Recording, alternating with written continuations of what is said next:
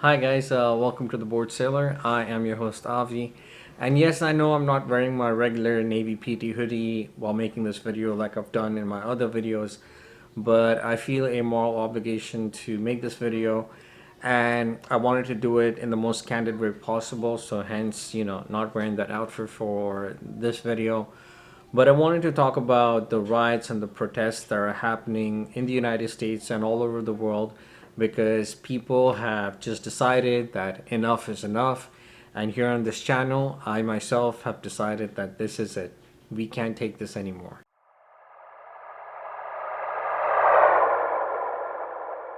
So, as you guys know, the recent protests have been sparked by the deaths of Breonna Taylor, Ahmaud Arbery, and the most recent death of George Floyd, where this cop, whose name I'm not going to take, did an absolutely horrendous act and a poor choice of judgment where he decided to take his knee and put it on Mr. Floyd's neck, thus choking him and leading to his ultimate death.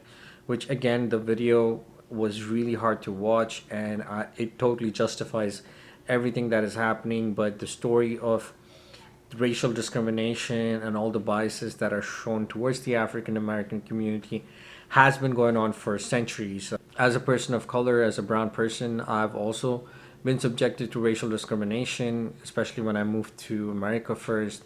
I had a very thick Indian accent. Most of the people used to come mock me and ask me to say thank you, come again, and talk in an Indian accent. And they used to make fun of me, calling me red dotted because of the Indian females, especially the married females in our community who put on the red dot as a signifying that they are married. And yeah, they always used to say, red dotted Indian. And there were so many other things that you used to say. There were many taboos, there were many labels. But honestly, if I take all of my experiences, all of the, experiences of our community and the people around me, it is nothing compared to the struggle that African Americans face on a day-to-day basis. People in the black community are, basically judged from the time they're born. If you are a kid who is born black, you have all these taboos, all these discriminations, all these biases already stacked against you. It doesn't matter how smart you are, it doesn't matter how athletic you are always at a disadvantage when compared to your white counterparts. So I completely agree with the protesting and the rioting because they've tried to do it the peaceful way. They tried to kneel down and protest and do it in silence, but there were repercussions when they did that. People called them out when they did that. People didn't like it when they did that. And now the trend still continues. It still happens. The fact is, racism has always existed in America. The only difference is previously, when racism existed, there weren't any cell phones, there weren't social media for us to capture and know all these racial discriminations that are happening. Now the technology has advanced and social media is what it is today, through tweets, to YouTube videos, through people capturing, videos on their cell phones, we get to see what an African American person goes through on a day-to-day basis. If it's just stopping your car, or even if you're just sitting in your car and just chilling, people's cops still approach you, people still look at you like as if you're doing something wrong.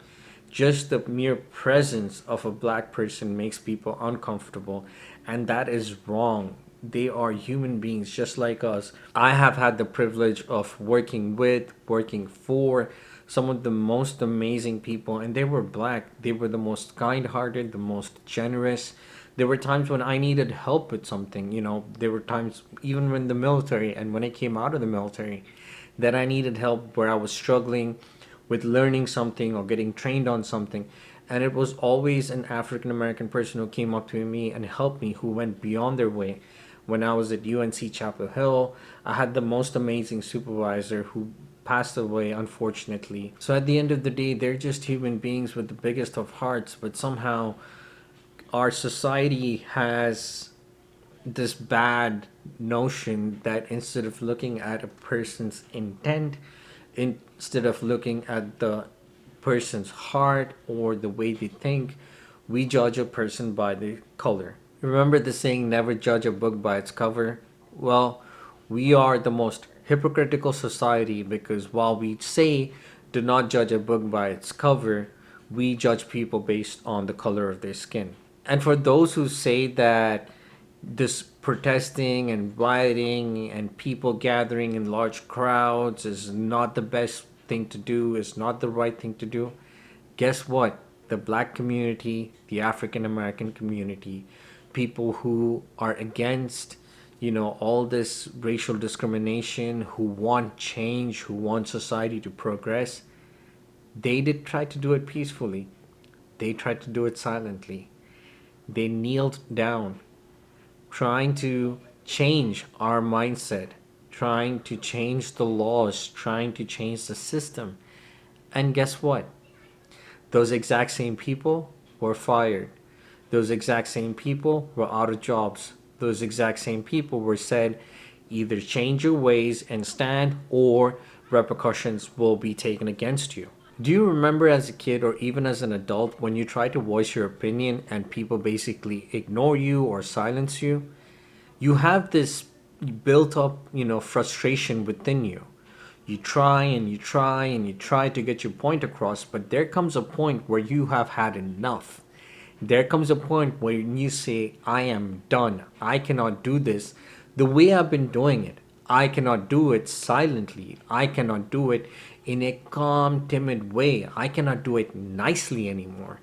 You try to make a noise, you try to make a bang so that you grab people's attention. And the protests that are happening, the riots that are happening, the businesses that are being broken, the Target malls and everything that are broken into, is that bang, is that shock, so that the world, especially those people within the system, especially those people with power, look at them and say, yes, please let us know what you have to say. Please let us know what your opinion is. Please let us know how we can make changes. Breonna Taylor was killed in her home.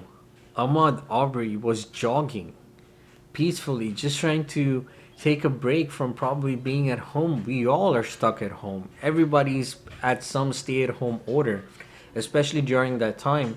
And going out and getting a breath of fresh air is possibly the best thing you can do for yourself. And what did that poor person get? Get shot? What did George Floyd do? What did George Floyd do that warranted four cops with guns, with weapons, ganging up on him, showing their machoism? What did George Floyd do that the cops had to restrain him, handcuff him?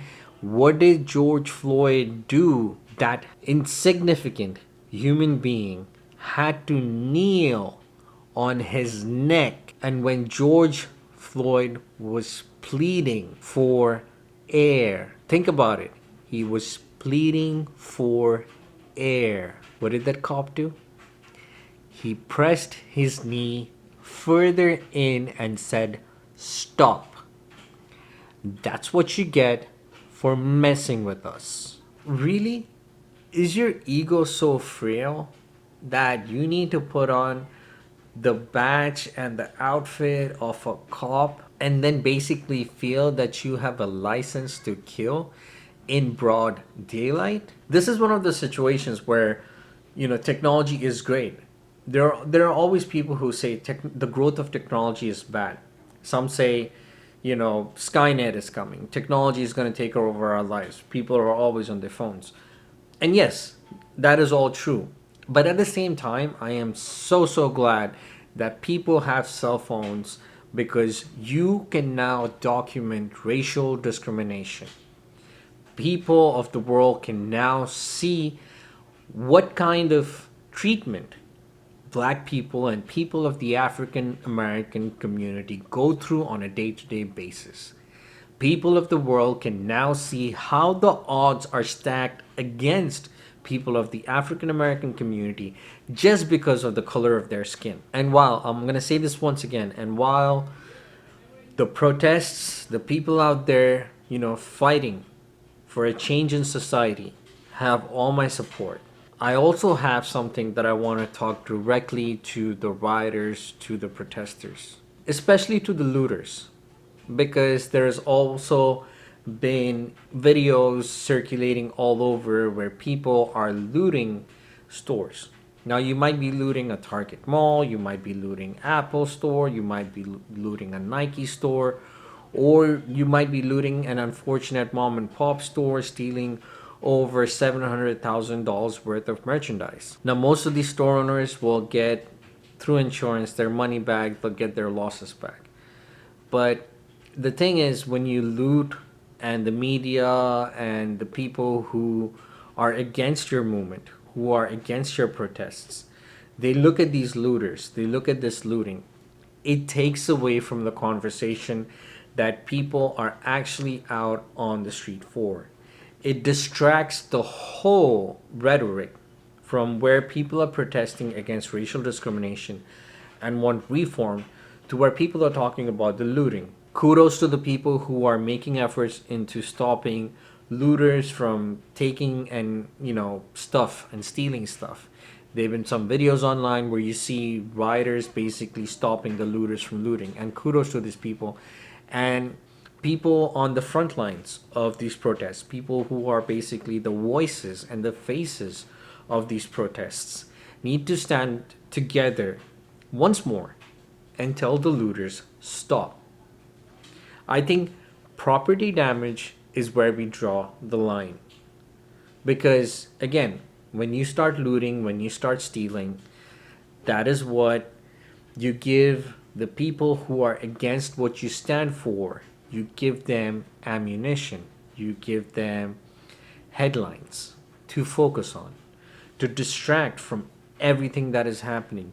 You give people of power who do not want your reform, headlines so that they can talk about what you guys are doing wrong because they don't want to focus on what they've done wrong. And the second thing that I wanted to talk to you and plead to you is, while all this is happening, while you guys are out there rioting, protesting, fighting the greatest fight for humanity, please keep yourself safe. As much as we want to focus on changing the way people think, changing how the rules and the laws are in this country, we also cannot forget about the one virus that was wreaking havoc and still doing so. The virus does not care what the color of your skin is. The virus that does not racially discriminate. The virus that does not care where in society you stand, what your financial accounts are, how financially strong you are. Because people protest in such close proximity. And I've seen people wear masks, I've seen people try to practice social distancing as much as possible. Wearing masks works both ways because one, you're protecting yourself, and second, you're also hiding your identity in all the protests that is happening. But when police start, charging you, when they start pelting you with rubber bullets, when they start throwing tear gas bombs, it becomes hard to breathe and people start panicking. People are bumping into one another. I've seen the footage in Washington where the cops are basically just barricading and pushing themselves against these protesters. And you could see everybody just clustered together at that point. Again, if you are sick, if you are showing symptoms, stay at home. If you're asymptomatic, try to, have coverings. I know if you're asymptomatic, you probably don't know yourself if you have the virus, but again, try and practice as much social distancing as possible, but more importantly, please wear PPE while you go out to these protests, because at the end of the day, you need to be healthy, you need to be safe, your family needs to be healthy so that we can all fight this good fight that we need to fight. Not just for ourselves or the people that we have lost, but we need to fight this fight for our future generations, for our kids, for our grandkids, for their kids. Because the decisions, the changes, the opinions that we make today, that we cast today for the world to see, will affect our children, will affect future generations. And that's it for today's video, guys. I actually have some other videos planned, but I really felt that I needed to make this video, get this off my chest before I can start, doing or resuming normal programming. I'll put a link as much as possible to ways you can help the protesters and people in need right now, people who need our love, people who need our support. You can also just go on social media and just say that you are in this fight. Please don't say all lives matter. Please don't say animals' lives matter. Please don't say cops' life matter. Because yes, at the end of the day, all lives do matter. We all know that. But right now, Black Lives Matter. Because it is the black people who are getting, killed in broad daylight. It is black people who are getting discriminated.